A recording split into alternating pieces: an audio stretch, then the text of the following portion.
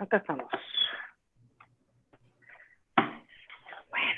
Hola a todas y todos, muy buenos días. Bienvenidos a una edición más de Coffee Break Virtual. Soy la doctora Kitsia Ruiz, psiquiatra. Lupita.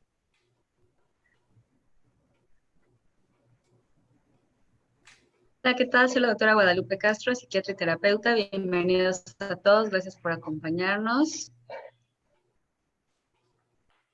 Y bueno, pues el día de hoy vamos a hablar de resiliencia y para eso tenemos a una invitada. Ella es la psicóloga Mercedes Navarro Huerta. Ella es psicóloga egresada de la Universidad Nacional Autónoma de México y tanatóloga por la Asociación Mexicana de Tanatología. Bienvenida, Mercedes. Muchas gracias por la invitación. ¿Cómo están, Lupita, Kitsia, Manik? Muchas gracias. Buen día a todos. Bueno, Buen pues día.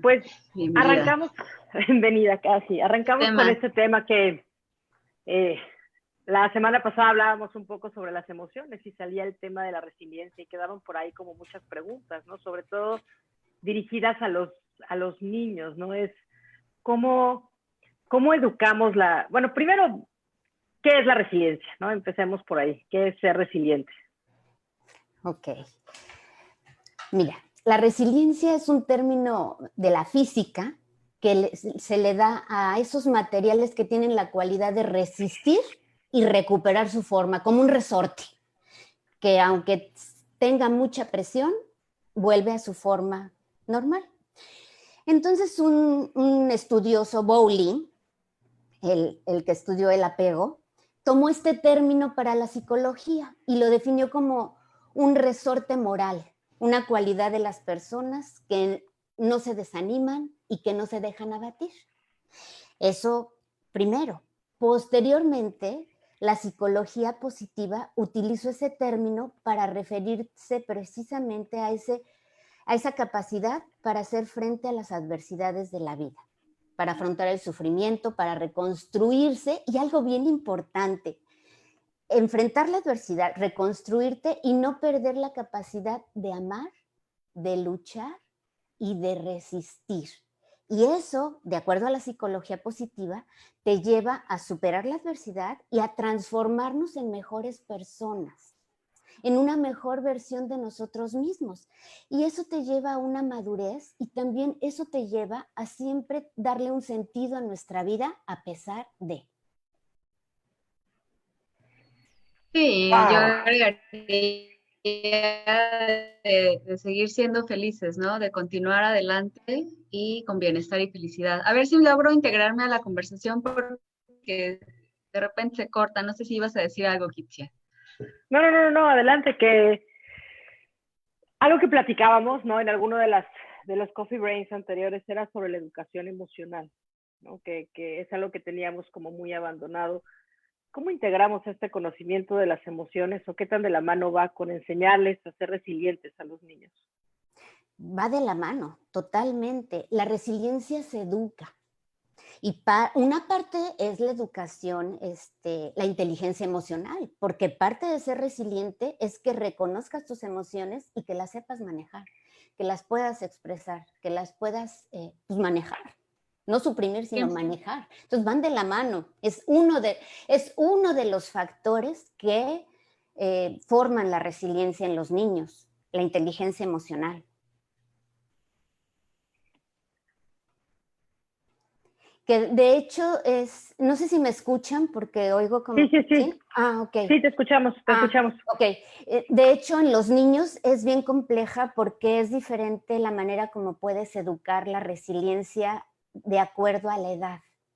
Cada etapa de la vida requiere ciertas cosas que estimulemos en los niños para formar la resiliencia. Hay un término que se ha ligado mucho a la resiliencia, que quizá está como más de moda y sobre todo en el mundo del coaching, que le llaman inteligencia emocional.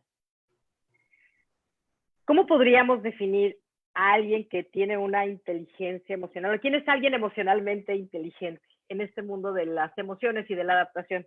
Sí, y si lo ligamos a la resiliencia, alguien inteligentemente emocional es aquel que aunque se cae, aunque está sufriendo, aunque le duele, se para y sigue adelante y busca opciones. La inteligencia emocional te da eso. Cuando tú eres emocionalmente inteligente, eso te va a permitir que tu creatividad aflore y encontrar caminos para avanzar.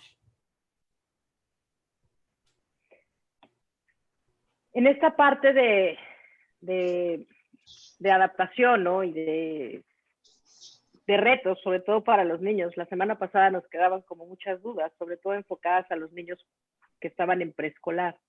Que eran niños que les estaba costando mucho trabajo, pues estar con sus amigos, en contacto con sus padres, que al final pues estaban completamente ajenos, ¿no? Y distantes. ¿Cómo sería un buen ejemplo, ¿no? Ante esta situación de fomentar esa resiliencia en esos chiquitines de preescolar, por ejemplo, ¿no? Que lloran porque no ven a sus amigos, o que lloran porque no quieren estar en la computadora, porque no pueden jugar con sus primos, que están como en un constante aislamiento. ¿Cómo los enseñamos a ser resilientes y a sobrellevar esta situación? Hay cuatro fuentes que nutren a los niños para aumentar su resiliencia. Esto en general, todos los niños, que es el yo tengo, que sepan que él tiene, yo soy, yo puedo y yo estoy. Eso se van educando. Obviamente hay varias técnicas para educar todas esas cuatro fuentes que son fundamentales.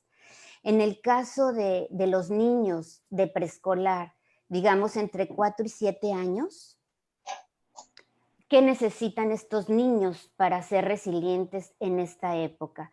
Bueno, pues necesitamos primero brindarles amor incondicional, expresarles cariño en una forma tanto verbal como física, tranquilizarlos, abrazarlos, acunarlos, ¿no? Todavía entre 4 y 7 años todavía los podemos abrazar, les podemos hablar con una voz suave, podemos utilizar también técnicas para que los niños se aprendan a calmar a sí mismos, entre el mindfulness o cualquier técnica de respiración o contar hasta 10. También otra cosa que nos ayuda a educar en los niños de esta etapa es modelar las conductas resilientes cuando enfrentan un desafío. Y aquí va exactamente lo que me estás preguntando, Kitsia, ¿cómo le hacen, no? Pues este va a ser un desafío. Va a ser un desafío, es una situación adversa, es una situación nueva, pues hay que promover la confianza en el niño, el optimismo y la autoestima. ¿Sí? Hacerles saber que ellos tienen la capacidad, esa confianza de que, hijo, es algo nuevo, pero vas a ver lo que vas a descubrir. Te va a gustar, vas a conocer cosas nuevas. Y ahí viene porque a los niños lo que hay que educarles es esa confianza, yo puedo, yo soy. Y eso se educa desde chiquitos, les digo, son cosas específicas según la edad, pero en esta situación que estamos viviendo y enfocados exactamente a lo que me dices, es estos factores, confianza, optimismo, autoestima, elogiarlos por cada acción que ellos logren hacer, por pequeñita que sea, ¿sí? Esas tareas que logren completar, eso hay que elogiarlo y reforzarlo. Sí, ahora que te escucho decir eso, me quedo pensando en la importancia de dejarlos hacer. Justamente claro. Ahí es difícil a veces determinar qué tareas sí pueden hacer, qué tareas todavía no. Entonces, para no quitarles de más la responsabilidad, ni darles de más responsabilidad, y como dices, eso depende de la edad, pero muchas veces en nuestra intención de cuidarlos, no los dejamos hacer tareas que ya podrían ir haciendo, y entonces en qué momento van a aprender ellos que sí pueden y a pues tener esa satisfacción, además de tolerar la frustración en caso de que no les salga la primera, que es lo más seguro, como cualquier aprendizaje, ¿no? Sí, pues sí. Sí, es que acaba de decir Lupita una palabra bien interesante, ¿no? Y aquí no lo ponen en los comentarios, ¿no? La frustración. O sea, es qué se hace con esa frustración, resultado de no poder o no lograr o no hacer o no tener, que al final sería como lo contrario a los 4 puntos que mencionabas, que hay que empoderarlos, ¿no? Que hay que darles. Sí. ¿Cómo se maneja la frustración? Precisamente enfrentándolo a eso, hay que tranquilizarlos. hay que tranquilizarlos, hay que explicarles, como les digo, hay que moldearlos. Cuando a los niños no les sale algo bien, hay que estimular y enfocarnos en lo que sí salió bien y decirle, bueno, ahorita no salió completamente bien, pero la siguiente te va a salir mejor. ¿Qué te parece si lo hacemos juntos y después lo intentas tú solo? El niño tiene que crecer junto al adulto y el adulto se tiene que armar de mucha paciencia, de mucha tolerancia, de estar estimulando ese reconocimiento, estimularlos para que desarrollen actividades en forma independiente, como lo reafirmó Lupita, y cada vez con una mínima ayuda de los adultos. Hay que medir hasta dónde pueden y dejarlos precisamente que se vayan desarrollando. Ahora aquí también que entra, y es súper importante, el adulto tiene que saber reconocer el temperamento de su niño. Y también que el niño aprenda a reconocer el temperamento de los demás. Y ahorita de verdad que es una oportunidad, porque cuando exponemos a los niños a situaciones de adversidad, obviamente los vamos exponiendo gradualmente. En teoría ya llevamos varios meses y fue siendo una adaptación. ¿Y cómo es que tú los expones gradualmente a situaciones de adversidad? Por medio de la conversación, leyéndoles cuentos, presentándoles situaciones difíciles y que vean cómo esos personajes las van resolviendo, cuál es la actitud. Y eso estimula mucho a los niños. Eso es exponerlos gradualmente a situaciones de adversidad, que no vean que es tan grave. Estimularlos también para que expresen empatía, esa preocupación por los demás. Y bueno, pues es también fomentar, como les digo, comunicación y búsqueda de ayuda. Los niños también tienen que aprender que que no tienen por qué resolver todo o saber todo lo que les ponemos a hacer, que también ellos se sepan medir. Ahí es cuando ellos saben, yo soy, o yo puedo, o yo tengo, saben cuál es el límite y entonces tienen esta habilidad de pedir ayuda para resolver los problemas cuando ellos ya se sienten limitados, pero normalmente un niño siempre le va a buscar. Los adultos somos los que nos impacientamos, por ahí no, y les entorpecemos ese descubrimiento, ese desarrollo de esa habilidad para resolver.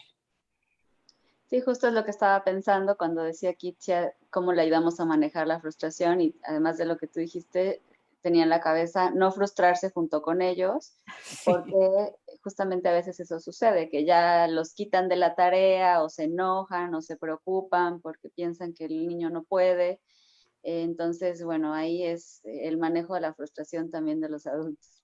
Sí, y ¿saben qué? También súper importante, hay que ayudarlos a aceptar la responsabilidad de su conducta y que ellos vayan entendiendo que sus acciones tienen consecuencias. Y ahí vamos muy encaminados y clavadísimos a esto de que ¿cómo le voy a hacer ahora que van a tener que estudiar solos?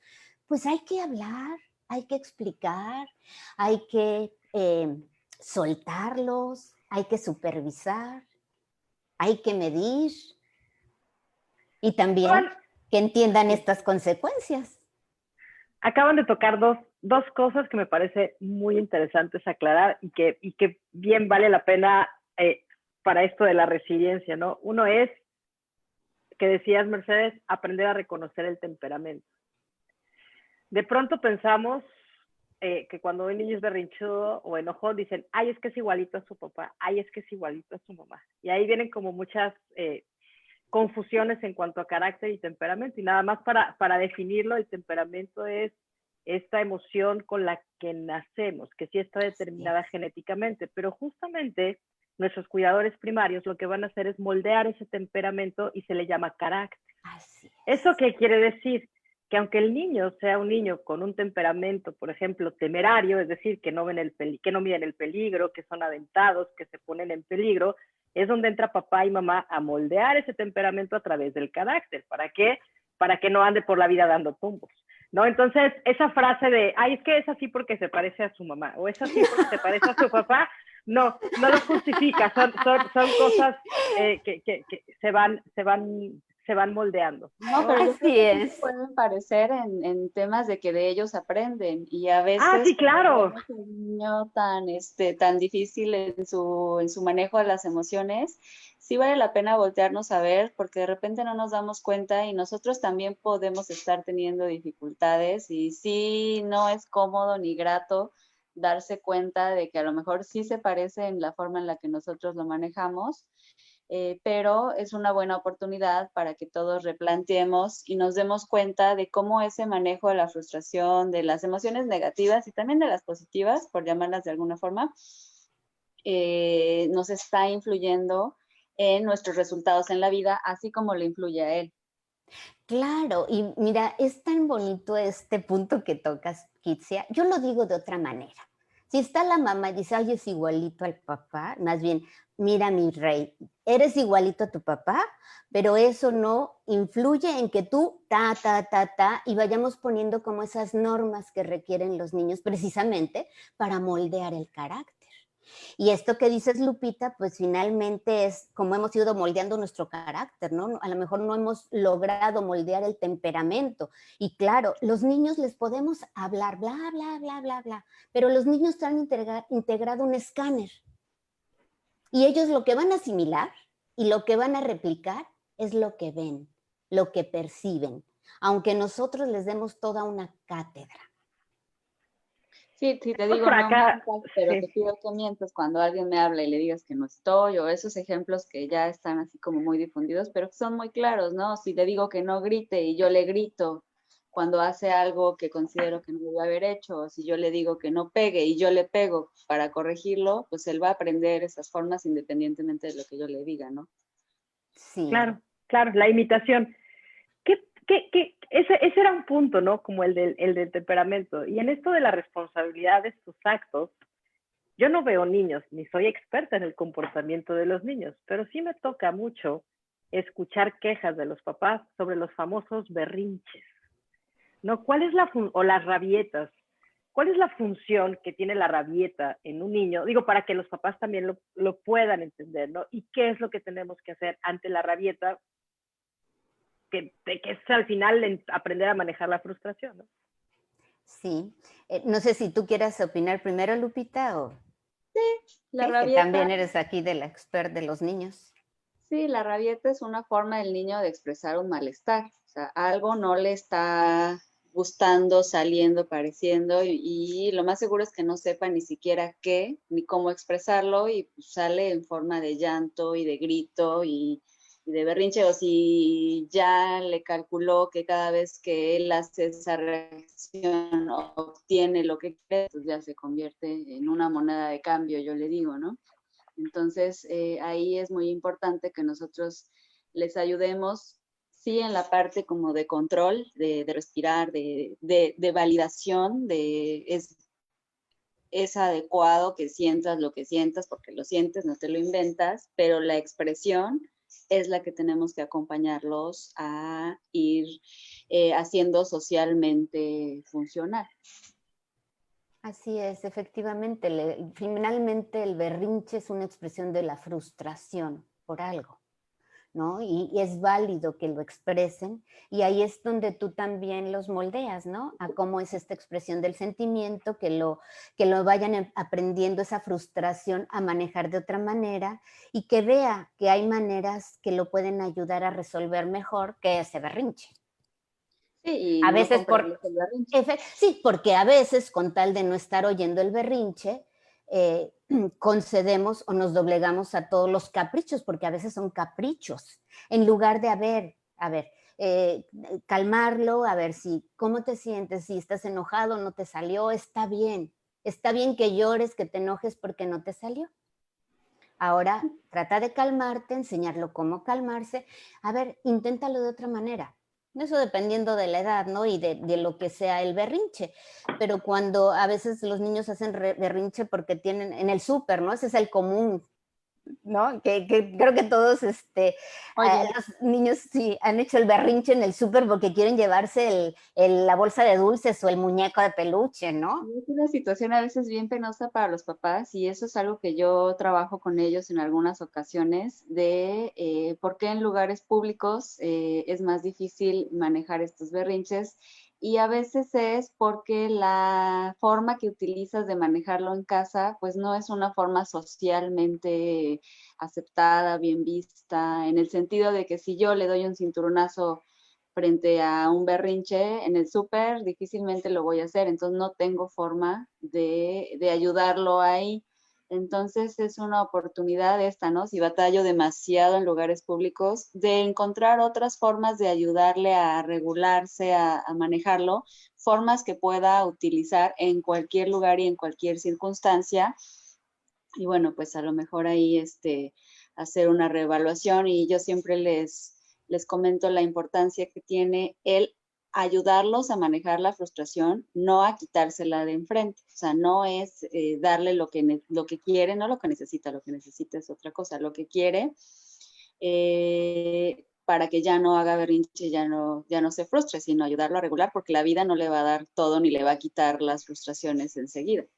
Sí, además es padre que los niños se frustren, es parte del entrenamiento. Ahora vemos muchos jóvenes que no tienen la capacidad de frustración. Entonces, al primer tope ya se derrumbaron. Y la realidad es que la vida nos va poniendo siempre retos, siempre ¿Qué, retos. qué, sí, ¿qué pasa? No, y ahí viene como la otra etapa, porque también escucho a muchas mamás y muchos papás sufriendo con esto.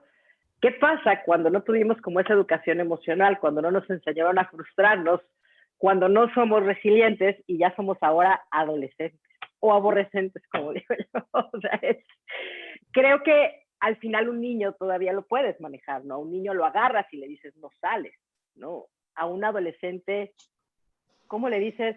No salgas con tus amigos, porque si sales con tus amigos, te puedes infectar, vas a ser asintomático y vas a regresar y vas a enfermar a toda la familia de COVID. O sea, ¿cómo manejas ese berrinche? Porque ahora los papás tienen hasta, bueno, yo lo que he visto es como mucho miedo de marcar ese límite. Lo Sí, ideal es sí. ir haciendo un entrenamiento a lo largo de la vida. O sea, lo ideal es desde niños irlos ayudando a manejar las frustraciones cada vez más grandes que se vendrán con los retos académicos, escolares, sociales, de todo, ¿no? Y entonces en la adolescencia ellos tengan ya formado un sistema adecuado de regulación. Si llegamos a la adolescencia todavía y no tenemos todavía este sistema bien formado, pues seguramente va a costar más trabajo bueno, ahí inclusive podríamos recurrir y apoyarnos en medicamentos que ayuden a hacer más manejable la frustración y el enojo cuando ya caemos en circunstancias de riesgo. Pero no nos vayamos hasta allá, vamos a ver qué nos Sí, dicen ustedes. sí, yo desde mi punto, yo lo que sugiero es que no importa que no hayas tenido el conocimiento como papá para formar la resiliencia de niños, porque acuérdense que los niños no vienen con el manual incluido. Los papás hacemos lo que sabemos. Y ya cuando vemos la bronca, dijimos, caray, o sea, ¿qué hago? Siempre se puede hacer algo, siempre. En el caso de la resiliencia, hasta una persona adulta se puede educar la resiliencia. Y en el caso de los adolescentes, como el ejemplo que ponía Skizia, los adolescentes necesitan reglas, necesitan normas, normas justificadas, necesitan negociación. Ya no es algo que tú les puedas imponer. Decimos reglas negociadas, pero tú eres el adulto, ¿verdad? Pero hay que involucrarlos en esas reglas y las tienen que cumplir. Un adolescente está ávido de que le pongas límites porque está descubriendo un mundo nuevo y está temeroso. Esta rebeldía de que te odio, papá, por dentro es, por favor, amárrame y dime por dónde voy. Entonces, no tengan miedo los papás. Los hijos necesitan todo con amor, ¿eh? No somos militares ni mucho menos, pero sí hay que sentarnos, hay que hacer. Si no había normas, pues es tiempo de poner las normas. Nunca es tarde. Y los chicos, mientras sean menores de edad, pues se tienen que sujetar a las normas. Y hay que hacerlas de una manera negociando, para que también ellos no se sientan como un chiquito de kinder. Y ahí Porque es para donde que vamos. aprendan también a negociar. En la vida todo el tiempo estamos negociando situaciones, cosas, y es que aprendan a irse ganando las cosas y a negociar, ¿no? Sí, ahora también tiene mucho que ver, si un niño está así, tiene que ver mucho cómo creció, como lo decías Lupita, y cómo es la conducta y la respuesta de los papás ante la situación que se está viviendo. La resiliencia también se forma en gran parte de la respuesta social. ¿Cómo está respondiendo la comunidad? Y hay dos extremos, porque podemos caer en víctimas de las circunstancias, o podemos ver, o sea, ya no hay para dónde hacerse. ¿Qué podemos hacer? ¿Cuál es el mejor esfuerzo? Esa es la resiliencia, descubrir. Uno, tenemos que tener un profundo autoconocimiento de nosotros, para de ahí sacar la hebra. Ay, pues si yo soy hábil para esto y tengo esta herramienta. Y eso que vas descubriendo de ti, esas pequeñas maneras o formas que vas tú ideando para ir resolviendo o afrontando esta situación, tú como adulto, pues le pasa al niño y le pasa al otro. Pero si el adolescente o el niño está oyendo a unos papás quejumbrosos, frustrados, enojados, ya quiero salirme, esto es de gobierno, esto es todo lo que pudieras oír, o todo el día en qué pasa con el dichoso COVID, pues obviamente se replica. Sí, para eso son los espacios terapéuticos muchas veces, para encontrar esas partes que no hemos desarrollado, pero que ahí están. O sea, todos tenemos la capacidad. Sí, Y acá hay todos. dos preguntas, ¿no? Que van muy de la mano. Es, una vez que brincamos la adolescencia, es cómo desarrollar la resiliencia ya como adultos y cómo podemos ayudarle a un adulto que se siente derrotado, ¿no? ¿Cómo le ayudas a ser resiliente? Ay, aquí entran muchos factores. Una salud mental nos obliga a confrontar nuestro dolor, ¿sí? Estoy hablando de una completa salud mental. Pues yo creo que no hay un completo salud mental. Todos dicen que todos tenemos algo de locos, ¿no? De músicos, Pero, poetas y locos. ajá, todos tenemos un poco. Pero la salud mental te obliga a confrontar el dolor, a confrontar la adversidad. Esa es la que nos da esa capacidad imaginativa apoyada en esa fortaleza de, ¿qué creen? Del espíritu. No hablo de religión, ¿eh? Eso que cuando no queremos saber nada del mundo y nos sentimos derrotados y como quiera, abrimos las cobijas y nos paramos, es ese espíritu que te mueve, es esa capacidad, esa fortaleza interior que te dice, pues sí, no quiero, no tengo ganas, pero a ver, me levanto. Y si hay una salud mental, ahí aflora la creatividad, la imaginación, y entonces empiezas a crear alternativas a lo que te está sucediendo. Y aparte la fortaleza, no crean que es ser rígido, o la resiliencia es que soy insensible, soy inflexible. No, no. La resiliencia y la fortaleza es caerte y levantarte a pesar del dolor y seguir. Y seguir a lo mejor con las lágrimas, pero es seguir. Y ahí es donde se va desarrollando más resiliencia. Sí, si en algún momento llegamos a un punto donde la situación o estamos teniendo demasiada dificultad, necesitamos buscar ayuda de los demás, ¿no? Llámese familiares, amigos, somos seres sociales y nos vamos unos a otros también co-construyendo, digo yo, entre nosotros para fortalecernos, superar adversidades, encontrar nuevas formas de hacer las cosas. Sí, me desvié de la pregunta específica que hacen ahí, ¿cómo le hago, no? Con un adulto. Primero es bien importante empezar a reconocernos, ser conscientes de qué habilidades tenemos, qué nos puede ayudar para podernos sobreponer.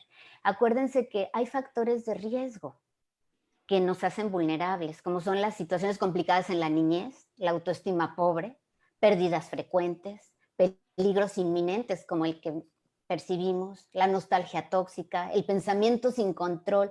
Todos esos son factores de riesgo.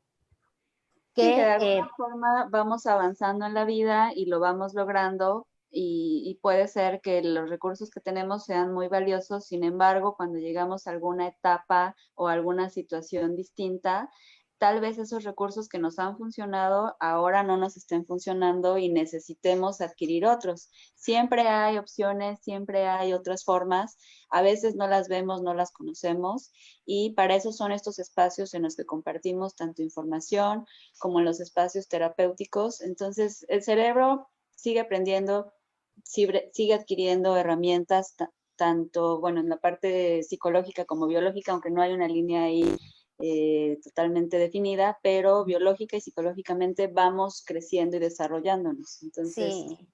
Es que, no, no quisiera hacer como hay un comentario, ¿no? Yo creo que Hollywood, series de televisión, telenovelas, de pronto nos han planteado como un ideal de vida, ¿no? Un ideal de vida donde quizá la única emoción que se valida es la felicidad, donde resulta que una vez que brincas como un obstáculo en la vida, entonces nunca más vas a volver a tener obstáculos. Y resulta que parte de la naturaleza del ser humano es caerse y levantarse, caerse y levantarse, caerse y levantarse. ¿Cuántas veces sea necesario? Porque al final ese es parte del aprendizaje. Si no nos tropezamos, si no nos caemos, si no nos levantamos, no aprendemos. El otro día una persona me decía, es que la vida es muy fea, ¿no? Con otras palabras, ¿no? Y entonces mi respuesta es, sí. Me decía, ya no puedo, porque cada que me levanto me vuelvo a caer. Y mi respuesta es, sí. A ver, la vida es muy fea en el sentido, si lo queremos ver desde esa perspectiva, donde constantemente nos vamos a estar tropezando, pero uno puede decidir si se queda enganchado con esa fealdad o con esa injusticia o con esa frustración, o darle la vuelta y decir, bueno, ya aprendí, me levanto y voy otra vez. A mí no me parece que exista una vida sin obstáculos, no, solo en las películas de Disney, o sea, no es real. Y no es que sea pesimista, pero es que la vida es así. Y si los obstáculos son parte de la vida, ¿por qué tendríamos que verlos entonces como algo feo? O sea, yo creo que ahí también tiene mucho que ver con saber que es parte de la vida y que al final ese obstáculo por el que te caíste puede ser una oportunidad para aprender algo, para desarrollarte y lo bien que se siente cuando superas una situación así. Entonces, creo que es esta perspectiva de cómo lo estamos observando. Perdón, Mercedes. Sí, no. De hecho, hay muchos frases alrededor de la resiliencia, ¿no? Lo que no te mata te hace más fuerte. ¿Sí? Y ahí está como la vida siempre nos va a poner obstáculos. Miren, en esta parte... Es que... Sí. No, adelante. Dime, porque si no se te va a ir la idea. No, es que se me va la idea. Y es que, a ver, hay algo muy cierto, ¿no? La narrativa social que nos han puesto, que nos han planteado. Es lo que ¿no? O sea, solamente se valida el optimismo y solamente nuestro objetivo es ser felices, ¿no? Y es una creencia social que felicidad y placer como que son las únicas experiencias emocionales que importa y que las emociones negativas, entonces, fuchi la guacala, ¿no? O sea, como váyanse de mí y me genera malestar y eso implica como de pronto verte al fracaso. Y entonces, en esta educación a la resiliencia, digo, a mí se me ocurre que entonces lo que tenemos que hacer es empezar a cambiar esa narrativa social, empezar a descubrir como toda esa gama de emociones y que la felicidad no es nuestro objetivo. De hecho, es un malentendido. Hay estudios que se han hecho preguntándoles a las personas, ¿qué es para ti ser feliz? Pues quieres ser feliz. Y resulta que el 99% no te sabe definir. Un 1% sabe decir exactamente lo que para él es ser feliz. La realidad es que como les decía, la resiliencia se forma, o el victimismo tiene mucha influencia del contexto social. Entonces, no hay que pretender ignorar la adversidad, existe. Más bien, ¿qué tenemos que hacer en este camino de resiliencia? Cuestionarnos, pero sin darle un espacio preferente en nuestra vida, ¿no? Ni convertirla en el tema central de nuestro pensamiento, porque entonces no nos vamos a mover. Y mucho menos que esa adversidad sea la razón que justifique nuestras conductas. O sea, sí, tomarlo como parte de la vida y no, o sea, pareciera como ustedes mencionan así las películas, que si no vas así perfectamente bien, feliz y todo perfecto, no estás mal o algo estás haciendo mal. cuando la realidad es otra. O sea, la vida no es hacia arriba y todo bien. Las emociones existen y existen para todos. Y si tener una emoción de las llamadas negativas como el enojo, la tristeza, el miedo, fuera algo mal, pues entonces todos estaríamos mal, ¿no? Claro, y además tenemos que aprender en la vida, ante estas adversidades, hay que aprender a distinguir qué es lo que podemos cambiar y de esta forma saber en qué se puede mejorar. Pero hay muchas cosas que no podemos cambiar, como a este COVID. No lo podemos cambiar. Entonces, no nos queda más que aceptarlo.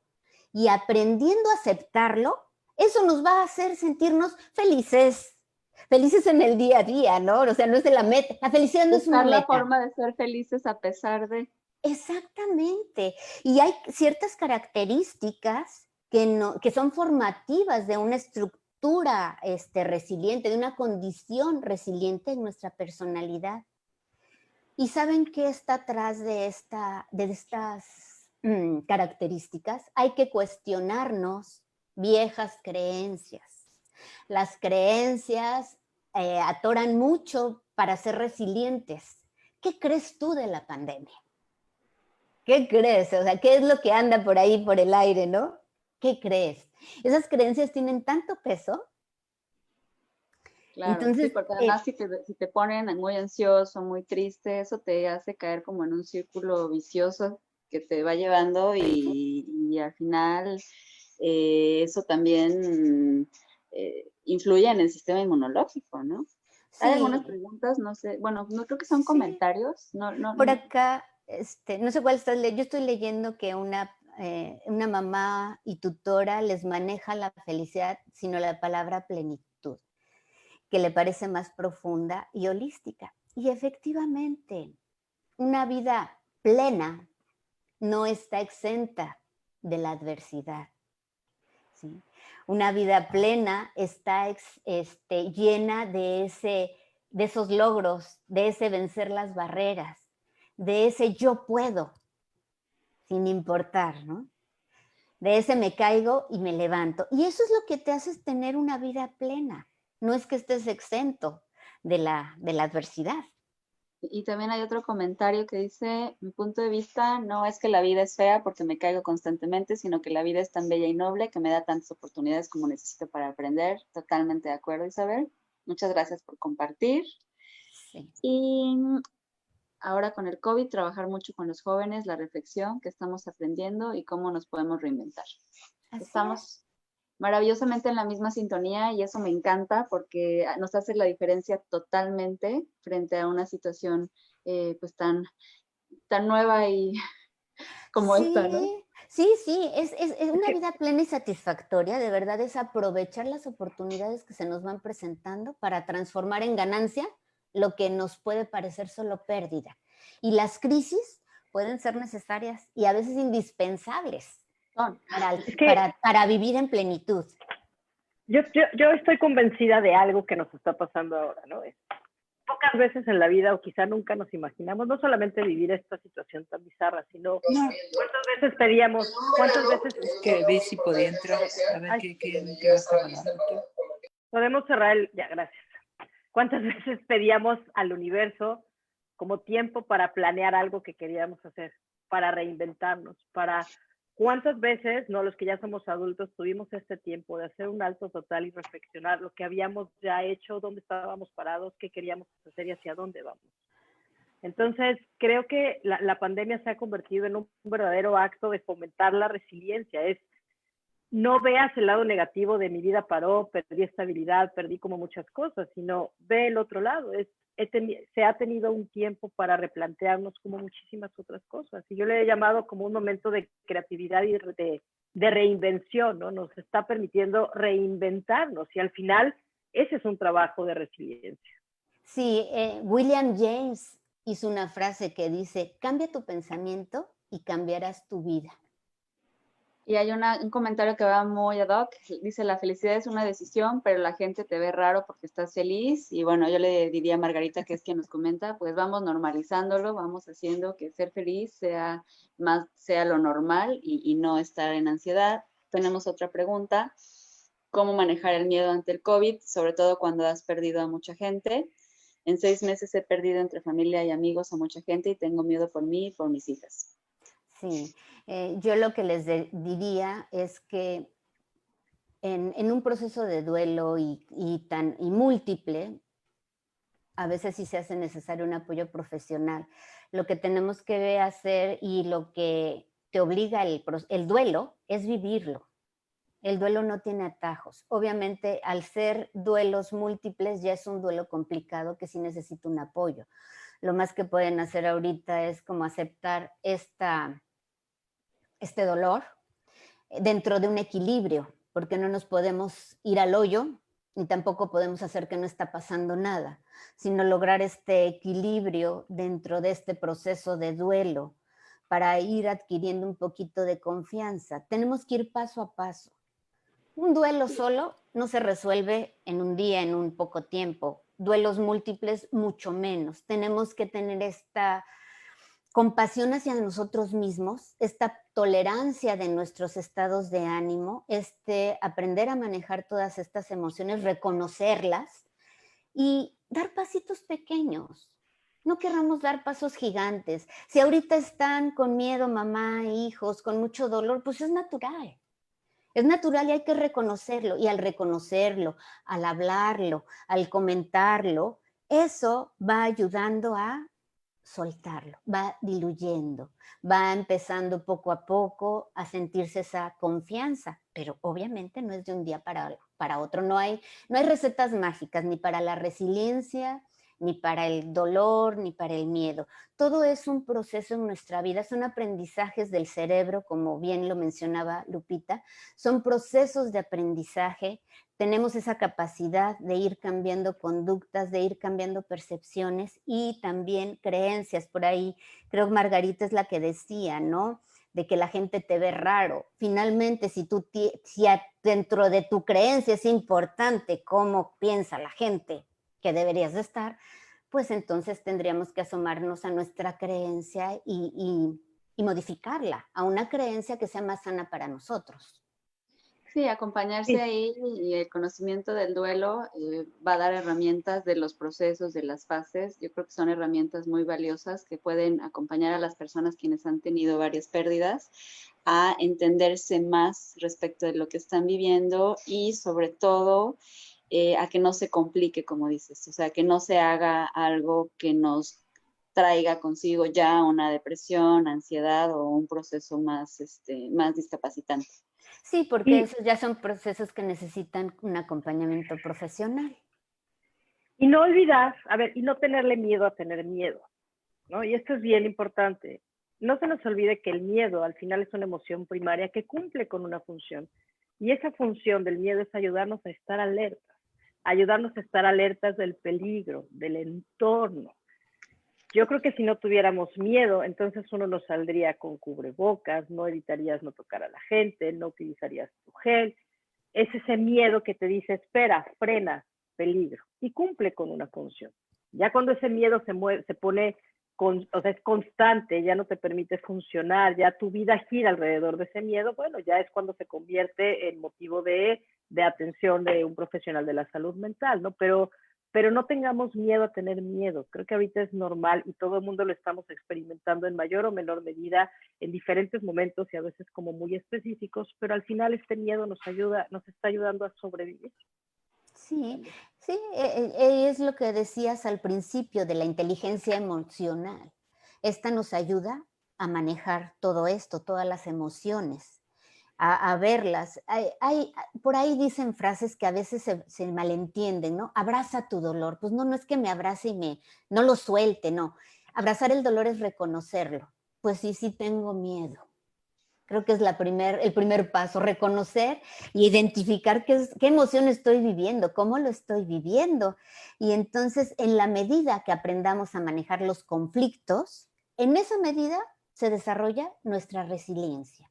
Y hay que tener presente, sí, que muchas cosas en la vida han estado y van a estar fuera de nuestro control. Pero sí, que las emociones jueguen a nuestro favor, no en nuestro contra. Y allí el quid, Lupita, es que siempre va a ser nuestra responsabilidad cómo enfrentamos esas situaciones, siempre. Para no Tenemos otro caer en este punto de victimismo, ¿no? Siempre en nosotros va a estar, ¿cómo quiero responder?